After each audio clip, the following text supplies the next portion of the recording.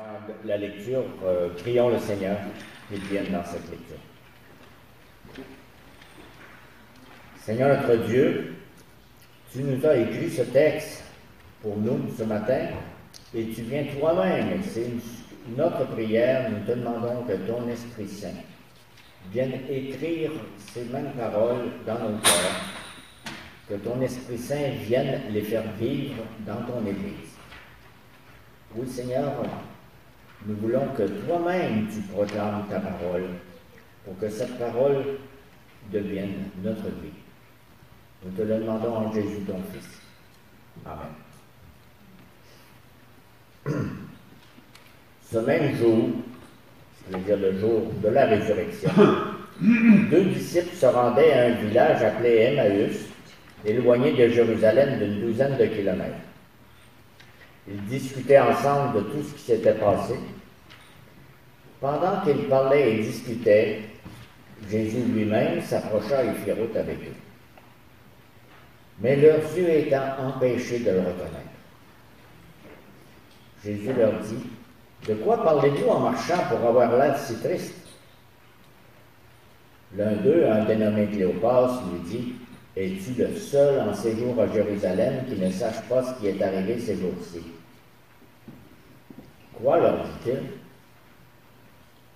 Ils lui répondirent, ce qui est arrivé à Jésus de Nazareth, qui était un prophète puissant en parole et en action, devant Dieu et devant tout le peuple.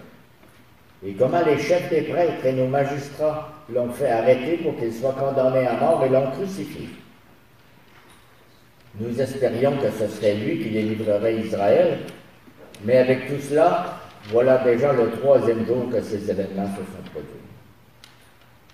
Il est vrai que quelques femmes de notre groupe nous ont beaucoup étonnés. Elles se sont rendues de grand matin au tombeau et n'ont pas trouvé son corps. Elles sont venues dire que des anges leur sont apparus et ont annoncé qu'il est vivant. Quelques-uns des nôtres sont allés au tombeau et ils ont trouvé les choses comme les femmes l'avaient dit. Mais lui, ils ne l'ont pas vu. Alors Jésus leur dit, « Hommes sans intelligence, dont le cœur est lent à croire tout ce qu'ont dit les prophètes, ne fallait-il pas que le Messie souffre ces choses et qu'il entre dans sa gloire? » Puis, en commençant par les écrits de Moïse et en continuant par ceux de tous les prophètes, il leur expliqua dans toutes les Écritures ce qui le concernait. Lorsqu'ils furent près du village où ils allaient, il parut vouloir aller plus loin. Mais ils le retinrent avec insistance en disant, « Reste avec nous, car le soir approche, le jour est déjà sur son déclin. » Alors il entra pour rester avec eux. Pendant qu'il était à table avec eux, il prit le pain, et après avoir prononcé la prière de bénédiction, il le rompit et le leur donna. Alors leurs yeux s'ouvrirent et ils le reconnurent, mais il disparut de devant eux. Ils se dirent l'un à l'autre, « Notre cœur ne brûlait-il pas en nous lorsqu'il nous parlait en chemin et nous expliquait les Écritures? » Ils se levèrent à ce moment même et retournèrent à Jérusalem, où ils trouvèrent les 11 et les autres qui étaient rassemblés, et qui leur dirent, « Le Seigneur est réellement ressuscité, il est apparu à Simon. » Alors les deux disciples racontèrent ce qui leur était arrivé en chemin, et comment ils l'avaient reconnu au moment où ils rompaient le pain. C'est un texte que vous connaissez probablement par cœur, mais vous savez que c'est un texte aussi très troublant. Comment c'est troublant? C'est comme facile, en fermant les yeux, de faire tourner un film de cet événement, de ces rencontres dans nos têtes. C'est tellement facile parce que c'est dramatique. Il y a deux hommes qui reviennent de Jérusalem. Ces deux hommes-là, ils avancent à peine, tellement ils ont la tête basse. Ils sont perdus dans leurs pensées et ils répètent les mêmes phrases, des marmonnages, des plaintes incompréhensibles. ce sont des hommes abattus, qui ont vu la mort de leur ami. Il y a un ami qui était très cher, leur plus grand ami. C'était une mort atroce, avec un verdict vraiment complètement injuste, sans véritable procès. Et la foule, la grande foule de la fête de Pâques à Jérusalem criait tellement de haine, ils ont encore peur que cette foule, elle pourrait les reconnaître et les prendre pour les amis du condamné. Or, vous êtes les amis de celui qu'on a mis sur une croix. Et toutes ces images tournent dans leur tête et ils ne lèvent pas beaucoup les yeux pour regarder autour, tellement ils sont dans leur pensée. Et dans la même nuit, ces hommes, ils retournent à Jérusalem. Ils font demi-tour. Ils retournent en courant. Ils n'arrêtent pas pour reprendre leur souffle. Ils sont pressés de rejoindre leur groupe d'amis. Parce qu'ils ont en tête une chose complètement différente. Ils veulent absolument leur apprendre une nouvelle. C'est une très bonne nouvelle. Vous ne savez pas ce qu'on a vu. Les autres qui étaient terrassés par un malheur tellement lourd, ils sont devenus des messagers infatigables. Quel changement dans l'espace de quelques heures. D'où vient pareille transformation chez ces deux hommes? Sur leur chemin de deuil, ils ont rencontré quelqu'un. Les autres n'avaient pas le goût de parler, ils étaient absorbés dans leur pensée noire. Mais l'étranger, lui, a insisté. Ça n'a pas l'air d'aller avec vous autres. Les autres, très dérangés, ils ont répondu un peu raide, là, avec tout ce qui vient d'arriver. T'as encore le goût de placoter. Et ils ont commencé à vider leur sac, à parler de Jésus, à parler du gars de Nazareth. Ils avaient passé beaucoup de temps à l'écouter, ils avaient mis leur confiance dans cet homme-là. Et comme des bons juifs, ils avaient compris que les promesses d'un libérateur du peuple pourraient se réaliser chez un Messie qui pourrait ressembler à ce Jésus-là. Mais là, ils étaient au bout du rouleau. Après tout l'espoir qu'ils avaient placé en lui, tout s'arrêtait.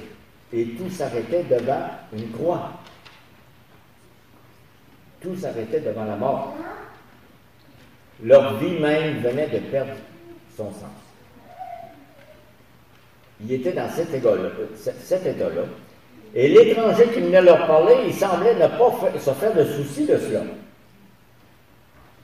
L'étranger, pourquoi il n'y avait pas plus de sympathie pour eux? Qu'est-ce qu'il y avait à la place du cœur? Quelle sorte d'homme était ce gars-là?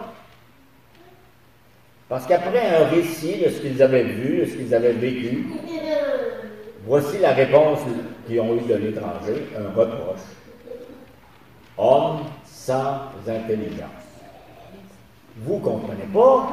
Vous ne comprenez rien? Les prophètes, vous les avez lus, vous les avez écoutés et ça n'a rien donné. C'est ainsi que Jésus, l'étranger, s'adresse à eux. Est-ce qu'une réponse pareille de Jésus, est-ce que ça s'adresse à nous autres en 2020? Nous lisons la Bible. Est-ce que nous lirions mal la Bible? Parce que souvent nous lisons et nous ne comprenons pas. Pour quelle raison? On ne comprend pas. Ça nous prend la foi pour comprendre. Vous connaissez l'expression « croire pour comprendre ». Oui, c'est exactement l'inverse de la logique populaire, de ce que nous comprenons. Parce que les gens disent « explique-moi, je veux comprendre ». Ensuite, je vais décider si ça vaut la peine de croire ça. On dit non, pour comprendre, il faut que tu commences par croire. Ça ne marche pas. Il y a quelques minutes dans le culte, nous avons demandé pardon. On a demandé pardon d'avoir placé notre confiance en nous autres plutôt qu'en toi, Seigneur. Nous avons nettoyé nos oreilles, nous avons vidé notre cœur pour que notre cœur soit renouvelé et que nos oreilles soient changées. Si on ne fait pas ça, Dieu parle à des sourds. Et nous nous rappelons les paroles mêmes de Jésus, parce que Jésus lui-même a beaucoup parlé, et vous vous rappelez, il a beaucoup parlé en parabole. Pourquoi parlait-il avec autant d'histoires à raconter? Les disciples ont dit, pourquoi tu parles en parabole? Et Jésus a donné comme explication à la fin d'une de ces paraboles, la parabole du sommeur et des terrains.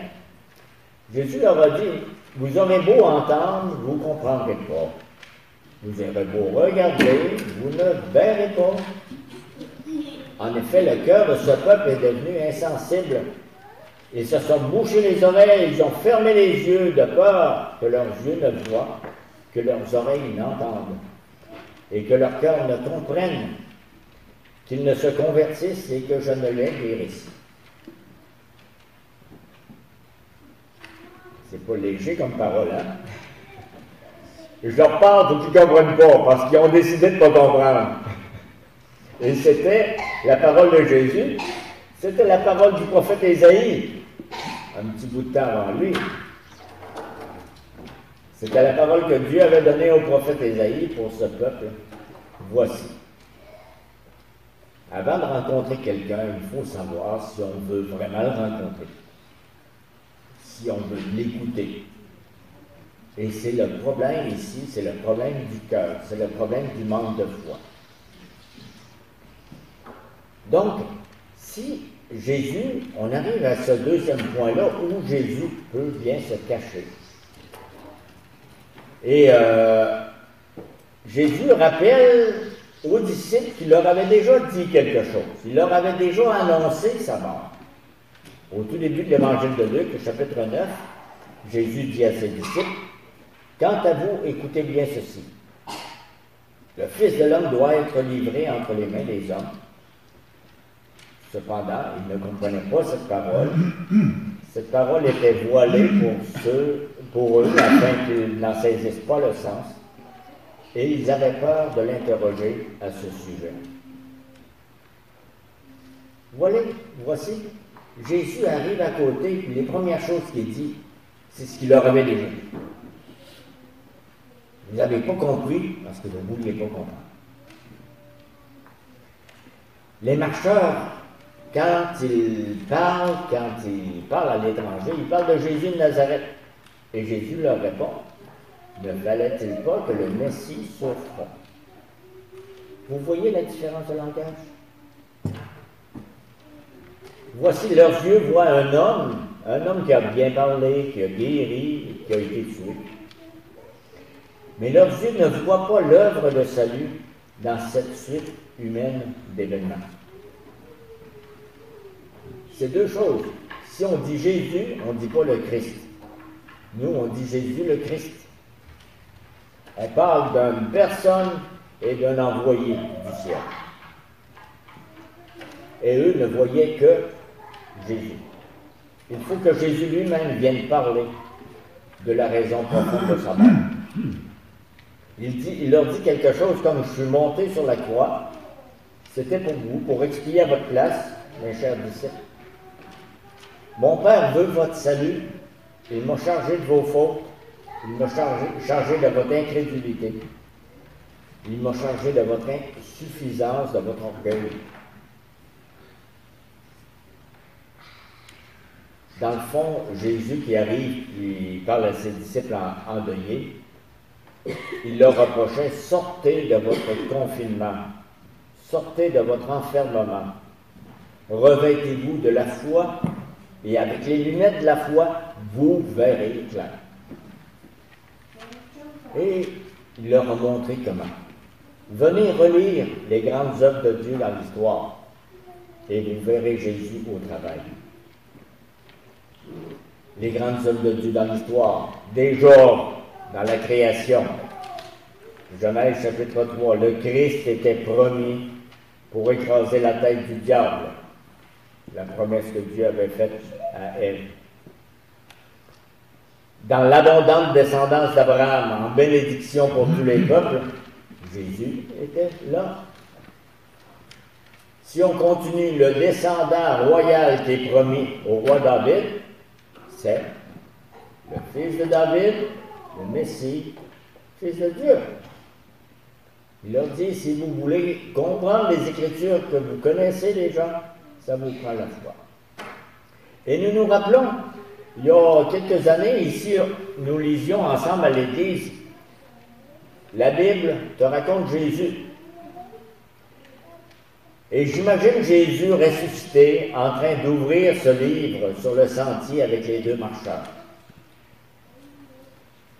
Et en écoutant Jésus qui parle de cette manière, ils entendent Jésus et voient le Christ pour la première fois. Hey, Jésus, c'est plus que le gars de Nazareth. Vous connaissez nos enfants, quand on leur lit une histoire, ils écoutent nos lectures, et nos enfants, nos jeunes enfants, ils parlent aux personnages de l'histoire. Parce que pour eux, ce n'est pas des pages, ce n'est pas des phrases, ce sont des personnes qui sont là-dedans, bien vivantes. Donc Jésus ouvre les 66 livres des Juifs, les livres de Moïse, les livres des prophètes, des psaumes, et il marche dans l'histoire du salut. Et il déclare simplement, clairement, comme nous l'avons entendu, je suis le chemin, je suis le berger, je suis la lumière du monde, je suis le pain de vie, je suis la vérité, je suis la vie, je suis, qui est exactement le nom de Dieu. Je suis Yahvé. C'est ce que Jésus fait avec les marcheurs. Moi, je vous souhaite vraiment de marcher aux côtés de Jésus. Je prie que l'Église demande un compagnon de marche quand l'Église ouvre cette Bible. Et comme les disciples d'Emmaüs, au moment où Jésus fait le geste de rompre le pain, ceci est mon corps qui est brisé. Ces mots de la Bible deviendront en vous de la vie. Ton corps brisé pour moi, c'est ma vie. C'est toi, mon Sauveur. Tu es mon divin Seigneur. Vous comprenez que ça serait comme difficile de rentrer dans le film. Il est arrivé à ce moment-là que les paroles de Jésus sont devenues le geste du pain dans les mains de Jésus. Il y avait comme un interrupteur spirituel dans les yeux des disciples. Il y avait une switch. En un clic, ils ont vu leur Seigneur. C'était plus Jésus de Nazareth. En un instant, leur intelligence endormie s'est réveillée. Et au moment où ils voient clair, Jésus disparaît. Quoi? La belle histoire est terminée tout d'un coup? Et quoi? Ils vont se coucher pour dormir en essayant de se sortir comme d'un mauvais rêve? Qu'est-ce qui arrive? L'étranger qui est venu les rencontrer, tout d'un coup, pof, il est parti, après leur avoir ouvert l'intelligence, leur avoir donné la vie. Voyons, il faut bien lire, là. Ils se lèvent, ils n'ont jamais eu autant d'énergie. Un feu réchauffe leur cœur, réchauffe leurs jambes. Ils ne voient pas la noirceur de la nuit. Ils ne se méfient plus des soldats romains qui surveillent encore. Puis ils courent toute d'une traite. Ils s'arrêtent à Jérusalem. Et là, ils arrivent à leurs amis en deuil. Puis qu'est-ce qu'ils ont à dire à leurs amis? Ils sont en train de pleurer leur ami Jésus. Pas seulement des faits, ils n'ont pas seulement dit « nous avons vu, ça s'est passé comme ça, Jésus nous a dit ça, nous avons marché avec lui ». Ils ont quelque chose à dire à propos de leur cœur, de leur foi. La foi est plus forte que les mots. Il vit, il est ici, il est dedans moi. Sa vie brûle dans ma vie. Je suis rempli des promesses de Dieu, rempli à 100%. Jésus vivant. C'est tout ce que Dieu veut nous donner. Croyez-le, mes frères. Et ici, nous voyons de façon tellement simple et tellement profonde l'Église du Christ qui commence. Ce livre, il est devenu réalité dans le Christ vivant, partagé avec enthousiasme, avec conviction, d'un fidèle à l'autre. C'est ça l'Église. L'Église est commencée là.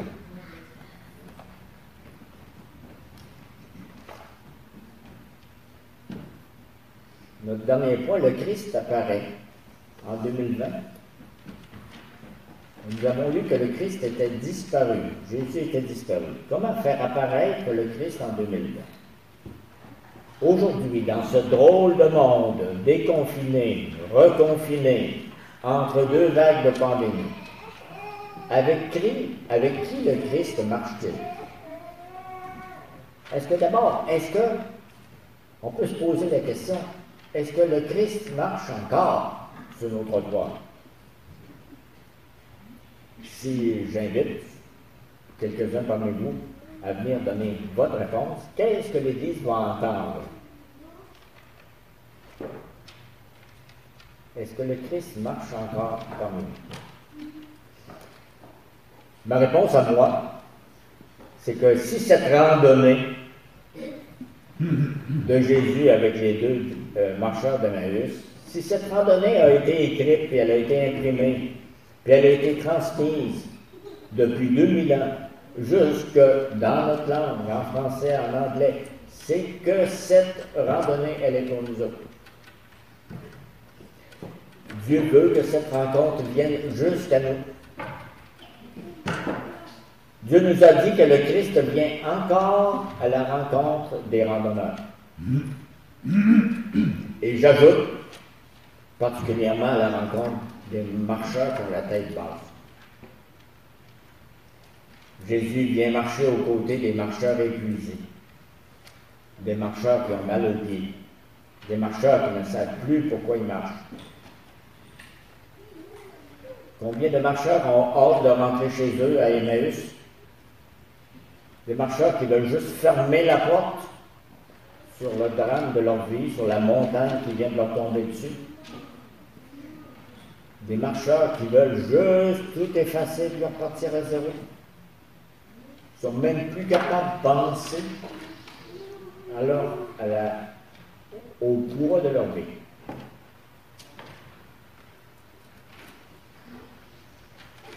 Trouver un sens à notre marche. Comment faire? Commençons par trouver un sens à ce livre, à la Bible. Venons écouter. Écoutez Moïse, écoutez David, écoutez Isaïe. Et avant d'ouvrir ce livre, demandons à quelqu'un de venir lire avec nous. Vous connaissez les enfants, j'entends les enfants, vous connaissez les enfants qui apportent un livre à papa, à maman ou à un visiteur. Je veux que tu me lises cette histoire. Demandons à l'ami Jésus le Christ de venir nous lire son histoire. Pas compliqué, il y a une prière d'enfant.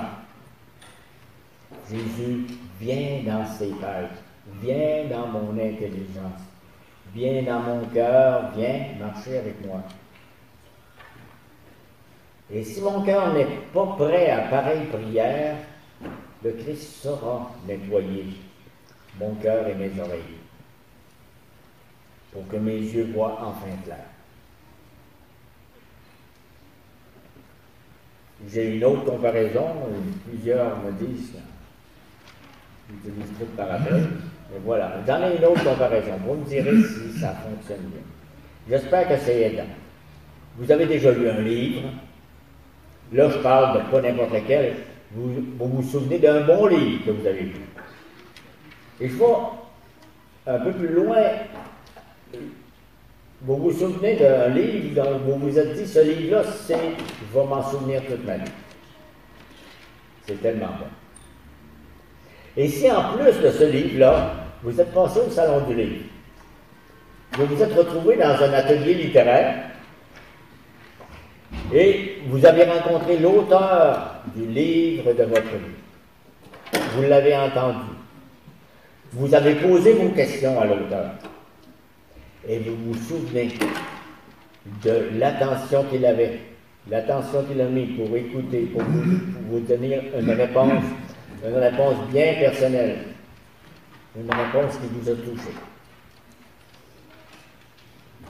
Maintenant, vous revenez chez vous, et à chaque fois que vous ouvrez ce livre, vous entendez la voix de l'auteur. Votre livre parle. Quelqu'un vient vous rencontrer. Vous êtes sur le chemin d'Emmaüs avec le Christ. Que vous soyez en marche depuis 2 jours ou depuis 40 ans, l'écrivain vient marcher. Il vient marcher encore avec vous. Et l'écrivain vient écrire, et écrire dans vos cœurs, dans nos cœurs. C'est pas surprenant que nos cœurs brûlent. Parce que nos cœurs sont allumés avec la vie du marcheur, écrivain, raconteur, Seigneur ressuscité. Et ce feu, vous le savez, ne s'éteindra jamais.